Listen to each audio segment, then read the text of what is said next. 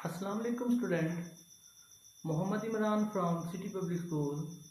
Student, I am going to teach the topic square root of a number which is not a perfect square.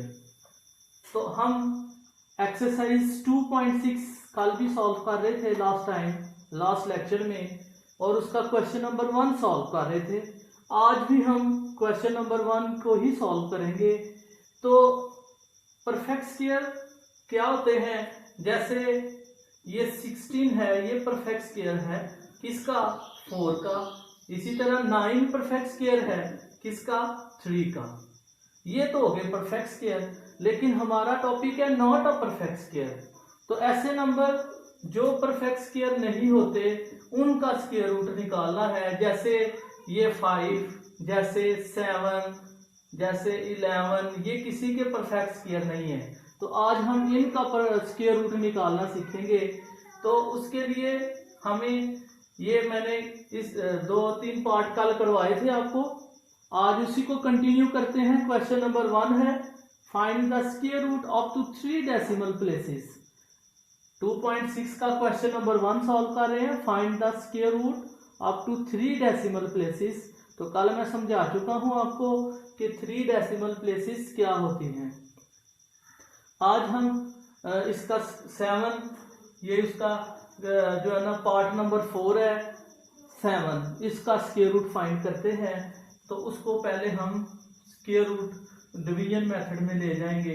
ये मैंने 7 लिख दिया, हम खुद से 4 पेयर बना देंगे 0 0 के। ये मैंने खुद से 4 पेयर बना दिए 0 0 के। फिर आपको पता है कि सेम नंबर से हमने मल्टीप्लाई करना होता है। जैसे इधर 2 तो फिर इधर भी 2, 2 2 4, तो माइनस करने से आएगा 3। अगर इधर मैं 3 3 रखता तो 9 आता, जो कि 7 से बड़ी वैल्यू थी। तो ये नहीं हो सकता, हमें 7 या उससे छोटी वैल्यू चाहिए होती है जो उसके करीब तरीन हो। उसके बाद क्या होता है, ये दोनों नंबर्स को प्लस करते हैं, 2 + 2 4, वो इधर लिख लेंगे, यहाँ पे 4 लिख लिया। उसके बाद हमें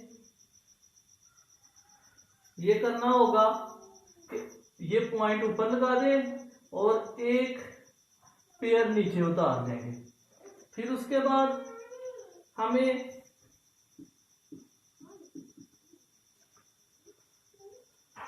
अब 4 के साथ किसी से ऐसे नंबर से हमें मल्टीप्लाई करना होगा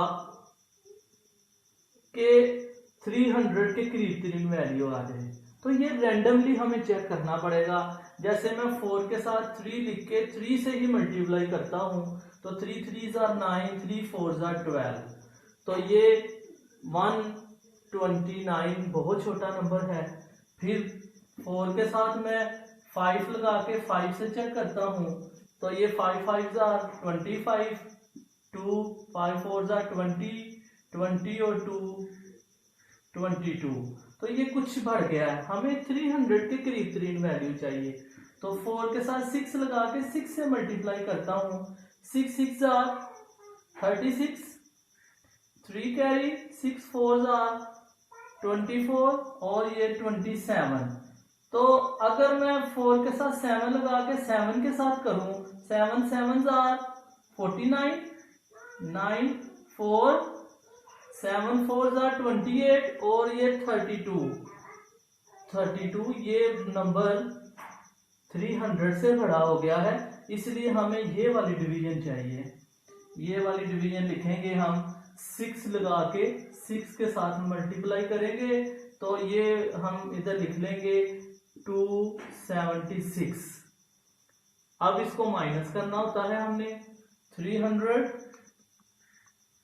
माइनस 276, तो आंसर आ जाएगा 24। ये हमें रैंडमली चेक करना पड़ता है कि हम किस नंबर को लगाएं और उसी से मल्टीप्लाई करें। तो अब ये 6 + 6 12 का लगेगा 2 और 1 कैरी, और ये 1 और 4 मिला के 5 बन जाएगा। अब स्टूडेंट्स ये तो आपको समझ आ गई कि ये किस तरह से बारी बारी हम रैंडमली चेक करते जाते हैं कि हमें कौन सा नंबर से मल्टीप्लाई करना होता है। अब मैं टाइम के पेश नज़र मैं डायरेक्ट उसी नंबर से मल्टीप्लाई करूंगा जिससे मल्टीप्लाई करेक्टली हो जाता है। तो एक पेयर मैं और नीचे उतार लूंगा। अब 52 है तो इसको मैं 4 से मल्टीप्लाई करूंगा, 4 लगा के 4 के साथ, मतलब इधर 4 लगा के 4 से ही मल्टीप्लाई करूंगा। तो 4 लगा के मैंने 4 से इसको मल्टीप्लाई किया, ये 2096 आएगा, 2096। ये करेक्ट वही नंबर है जिससे मल्टीप्लाई करना था, वरना हमें रैंडमली चेक करना पड़ता है। टाइम के पेश नज़र मैं ऐसा कर रहा हूं कि डायरेक्ट उसी नंबर से मल्टीप्लाई कर रहा हूं जिससे सही वाली वैल्यू हमें चाहिए होती है। उसके बाद लिखेंगे हम, इसको माइनस करेंगे, तो माइनस करने से ये वैल्यू आ जाएगी।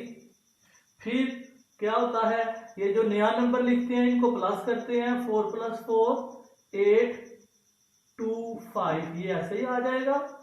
अब एक और पेयर नीचे उतार लें, एक पेयर नीचे उतार लिया, तो अब फिर हमें सेम नंबर लगा के उसी से मल्टीप्लाई करना है।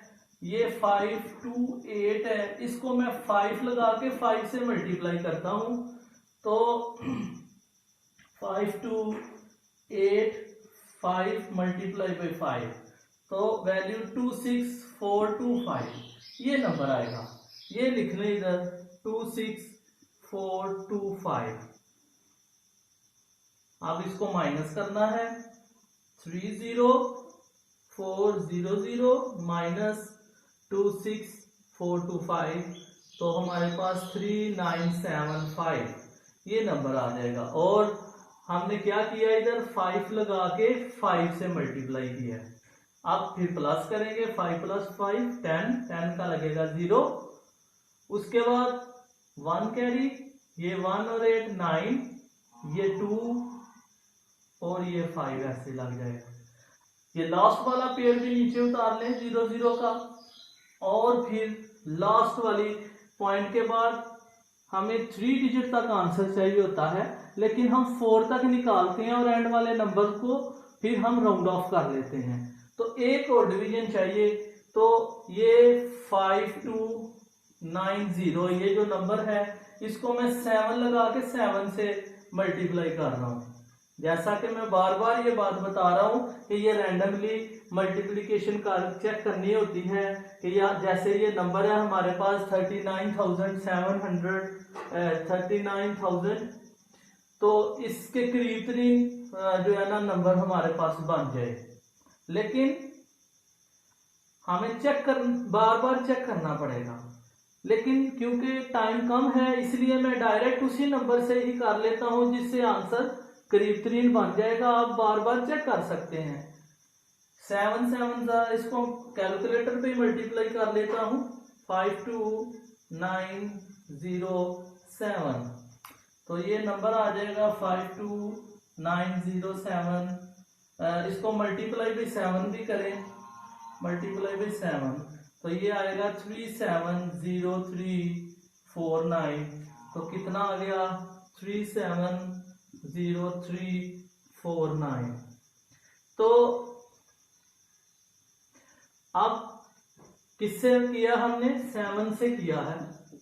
अब इसको मजीद आगे करने की जरूरत नहीं है। अब इसका आंसर लिखेंगे हम, 7 का स्क्वायर रूट निकाल रहे हैं, ये जो ऊपर आंसर होता है ये लिखते हैं 2.6457, लेकिन 3 डिजिट तक आंसर चाहिए।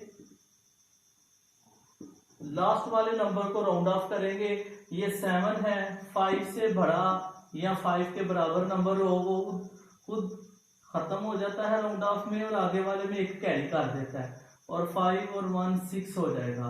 तो ये इसका आंसर आ गया।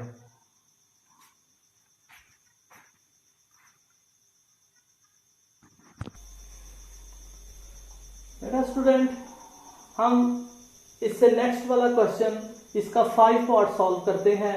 वो 11 का स्क्वायर रूट निकालना है, तो 11 को डिवीजन मेथड में ले जाएंगे, पॉइंट लगा के 4 पेयर बना देंगे, 0 0 के 4 पेयर बना दिए। और फिर वही स्टेप 11, ये 3 3s are 9 और 2 बच जाएगा, पॉइंट लगाएंगे, एक पेयर नीचे उतार लें और 3 + 3 6 हो जाएगा। इनको प्लस करके नेक्स्ट स्टेप के अंदर लेके आना होता है। तो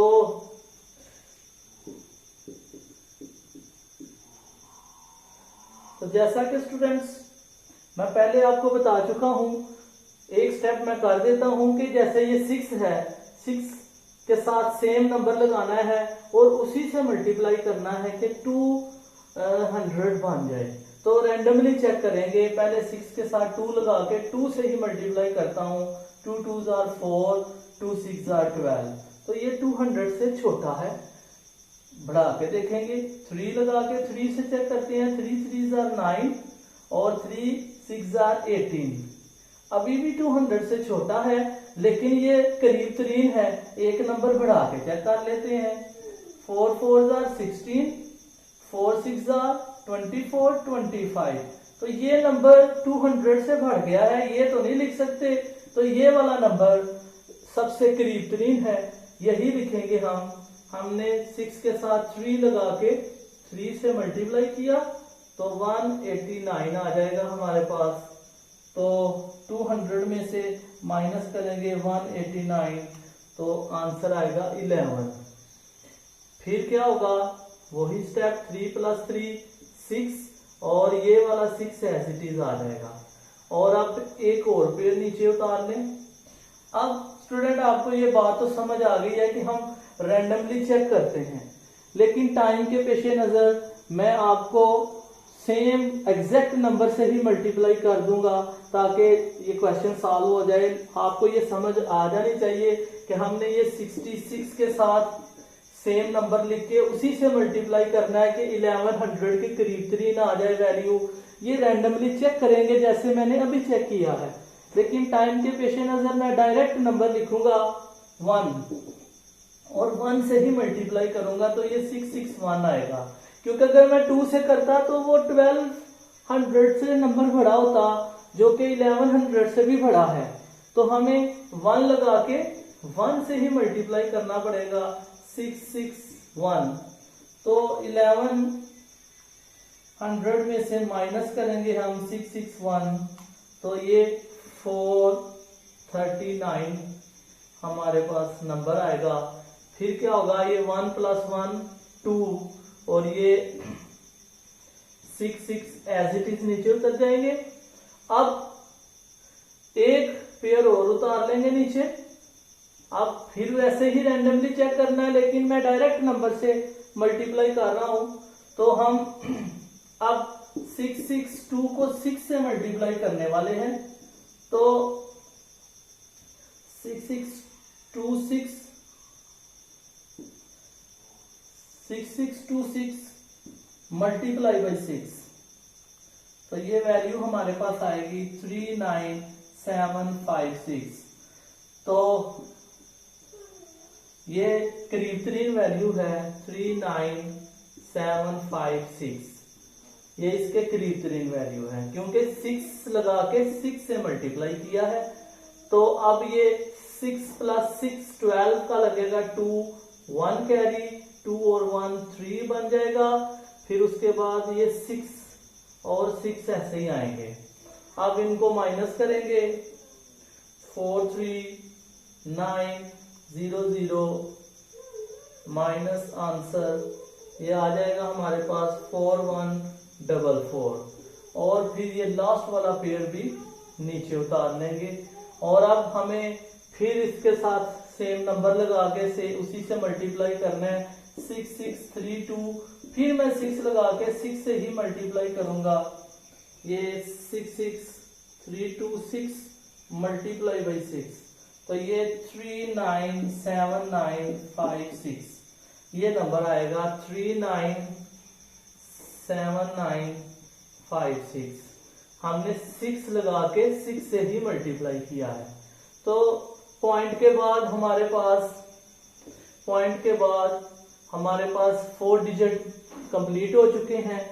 यही तक काफी है, क्योंकि ये तो नॉन रिक्योरिंग, नॉन रिपीटिंग और नॉन टर्मिनेटिंग नंबर है, चलता ही रहेगा। इसलिए हम 4 डिजिट तक ही निकालेंगे। तो फिर under root of 11, square root of 11 वो हमारे पास आ गया है 3.3166। तो हमें लास्ट वाले नंबर को राउंड ऑफ करना है, तो उसके लिए ये खुद खत्म हो जाएगा, इसमें कैरी कर देगा, क्योंकि 5 या 5 से बड़ा हो तो अगले वाले में एक, नेक्स्ट वाले में कैरी करता है। तो ये 3, 1 और 6 और 1 मिलके 7 बन जाएगा। स्टूडेंट यही इसका आंसर है। तो आज फिर मैंने क्वेश्चन नंबर 1 के ही बाकी क्वेश्चन सॉल्व किए हैं, ताकि आपको इसकी अच्छी तरह से प्रैक्टिस हो जाए। कल इंशाल्लाह हम इसका क्वेश्चन नंबर 2 सॉल्व करेंगे। उम्मीद करता हूँ कि आपको इसकी समझ आई होगी। इंशाल्लाह कल फिर दोबारा इसका ही क्वेश्चन नंबर 2 सॉल्व करेंगे।